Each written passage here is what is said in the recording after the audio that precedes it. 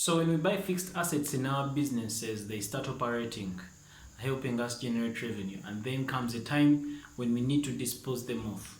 When we're disposing of these fixed assets, it is supposed to be accounted for as well. In today's session, I'm going to show you how we dispose of a fixed asset.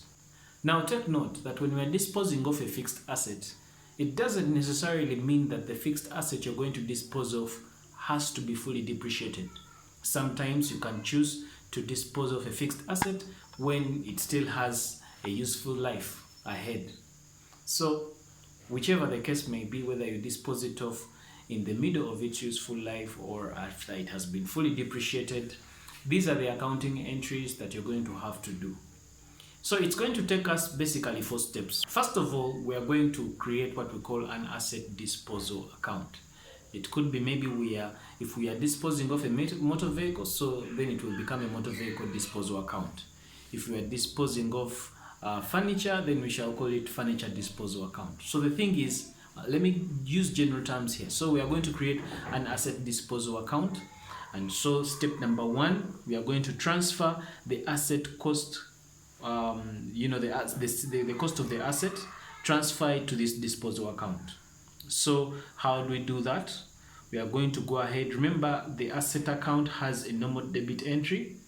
So because it has a normal debit entry and we want to transfer this cost away or remove this cost from the asset account, we are going to go ahead and credit the asset account with the amount of the cost of the asset, and then we shall come and debit the asset disposal account. That's the first step.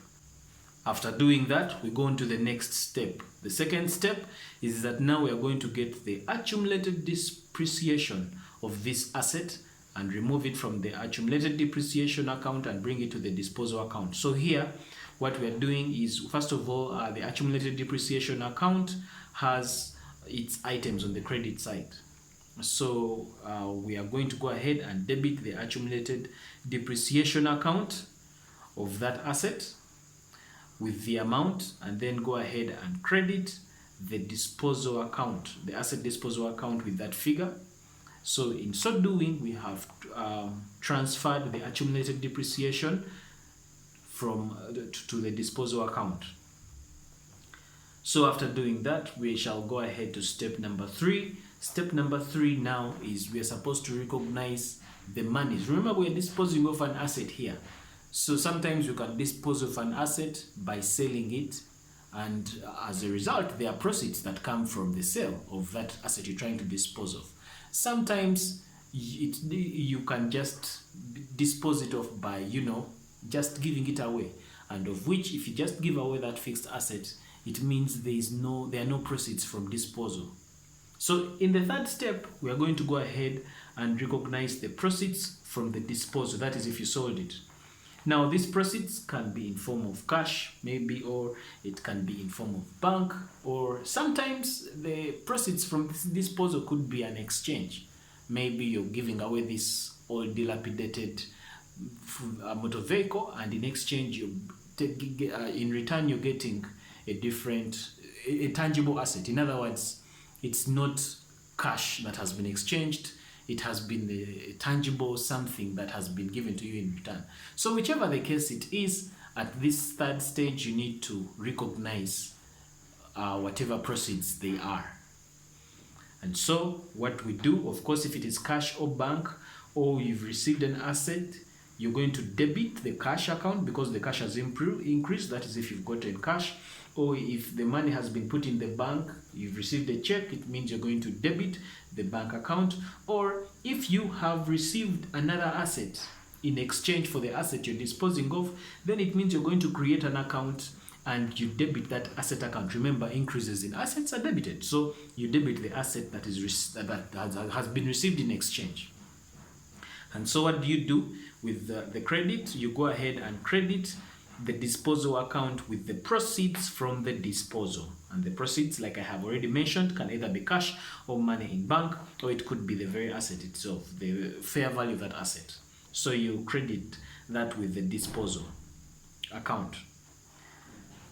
So we have our disposal account right there.